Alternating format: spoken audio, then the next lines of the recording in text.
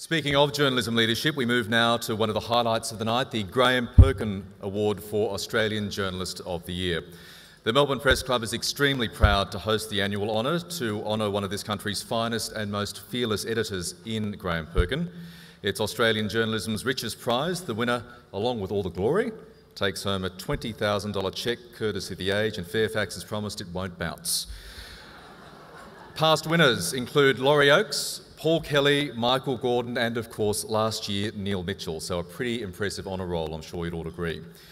To present the award, please welcome to the stage the Chief Judge, the Australian Financial Review's political editor, Laura Tingle. Also David Hoth, he's the Chief Operating Officer of Fairfax Metro Media. And while The Age provides the cash prize, the Perkin Award is jointly sponsored by Swinburne University. And to help present the award, I'd also like to invite to the stage Swinburne's Vice President of Engagement, Andrew Smith. Over to you, Laura.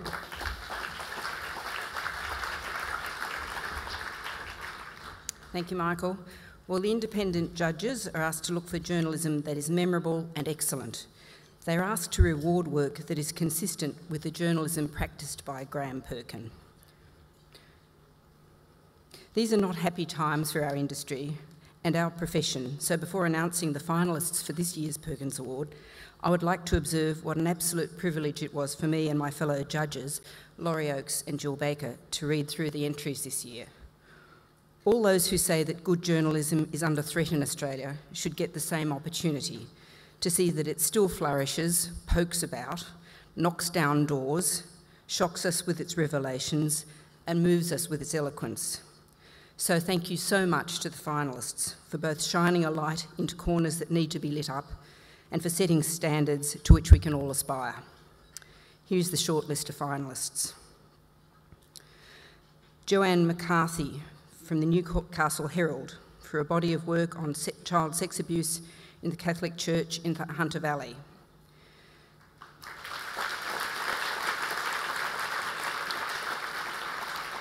McCarthy's work shows a relentless campaigning spirit on behalf of the victims of sex abuse in the Catholic Church, in the community in which she lives, in a series of reports, features and opinion pieces.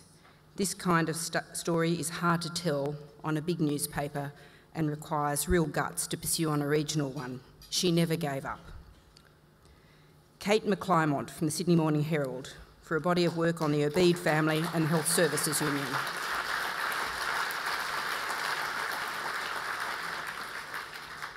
Mcclymont applied her forensic skills to two of the biggest stories of the year, the exposure of the financial interests of the Obeid family and alleged corruption in a major union, not just exposing but explaining the complex string of events and transactions involved in two cases of far-reaching political corruption.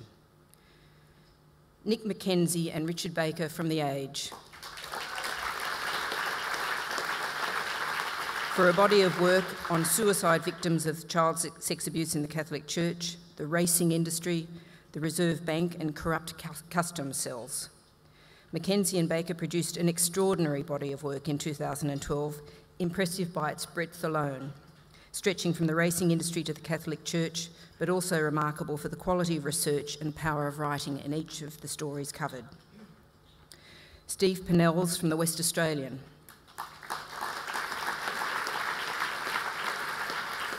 covering an asylum seeker boat tragedy, terror alerts in Indonesia, the woes of Gina Reinhardt's family and memories of the Bali bombings. Pennells went behind the statistics to tell a powerful human story about what drives people to get on boats to Australia as part of a diverse body of work that reflected a broad contact base in Australia and Indonesia among individuals and institutions and a capacity to get people to talk.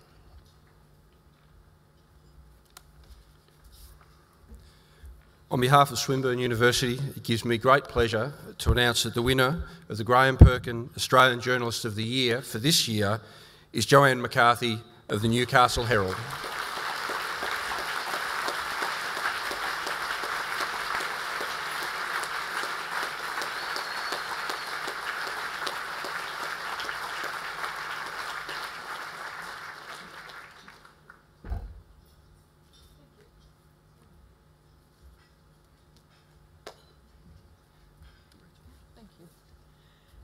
I'm in shock. I did not expect to be here. I thought it was wonderful to be shortlisted. I absolutely was not expecting this.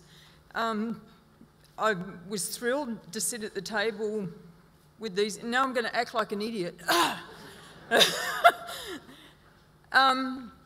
It is. I'm so proud to be a journalist and to be able to do this work. I am incredibly proud to be able to do it on a regional newspaper. Thank you.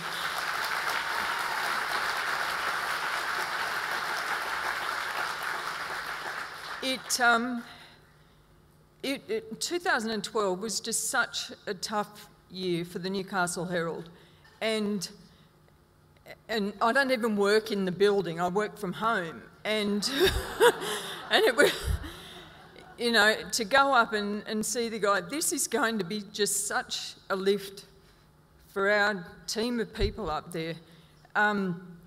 It's gone on for. Since 2006, I have had extraordinary support from 3 different editors. Rod Quinn at first, who in 2007 told me, take your time on a particular thing, and it was in relation to the church and concealing the child sex crimes, and he said, I want to nail these bastards. And that was what I needed at the time. Roger Brock, who is one of the most decent and honest men I've ever met, who had to be the editor while I was writing these things under truly extraordinary circumstances. And he was a spectacular human being and a wonderful support. Chad Watson last year, who can't be here tonight because the poor bastard works like 20-hour days or something, and to keep the paper going. He was thrown in at the deep end last year. He had to trust me implicitly at a point where I asked him to do everything and he delivered. We were in the most bizarre situations sometimes, and he'd just sort of look at me. I'd go, we'll be fine, we'll be fine. I am so proud on behalf of so many incredibly brave and strong people in the Hunter region who trusted the newspaper, and trust was the key issue with this.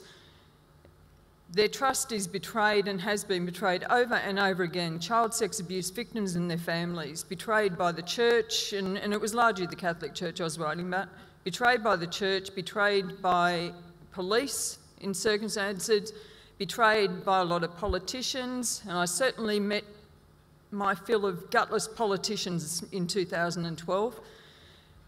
And I would like to acknowledge David Shoebridge here in this forum, the Upper House Greens MP in New South Wales. He was extraordinary, and he was one politician who deserves his name to be said here. I'd like to thank some of the victims, and I'd like to name them because they named themselves at a point where it was really tough for them to do so. Peter Gogarty, who's just been a stunner. Parents, the Perona family. There was a suicide last year and I had to go to that family, John Perona. And I had to go to that family at a point where John had disappeared and we knew he'd committed suicide. And it was just a matter of waiting to find his body. And I went to that family at that point in July last year and I said, if we are going to get a Royal Commission, we're going to need a face, and we're going to need to get people to realise what this is really about. They trusted me, and John's body, that was a pivotal moment for that family to expose themselves at that point. Lou Perona, John's father, retired today, and he sent me a text message. A gorgeous, gorgeous man, a solicitor, and he really paid the price for this. I did not prepare a speech, obviously. I'm just so proud for our newspaper, and I, after 33 years of being a journalist, I have enjoyed every second of this job, even the shit parts. So, and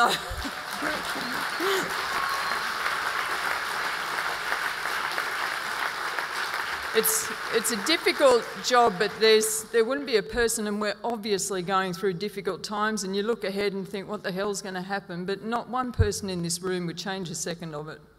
And that's how we all feel. It's just... Anyway, thank you very, very much. And I acknowledge the other people at the table. I truly do. Extraordinary work. Thank you.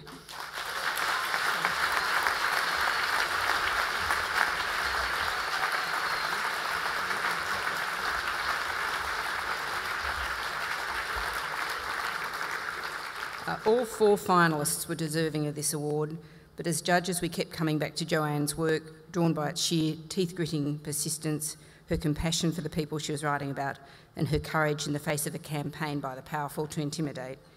The Newcastle Herald's work, Joanne's work, has been recognised as being instrumental in finally achieving the push for a Royal Commission into sexual abuse by the Church, an historic breakthrough for all the victims of such awful events. On a happier note, happy birthday, Joanne.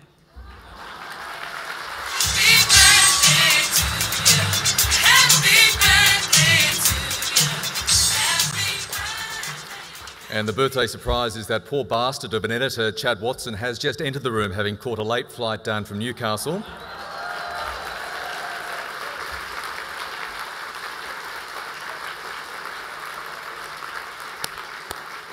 Congratulations again, Joanne. And it's also worth noting that the Newcastle Herald journo Dennis Butler won the inaugural Perkin Award back in 1976.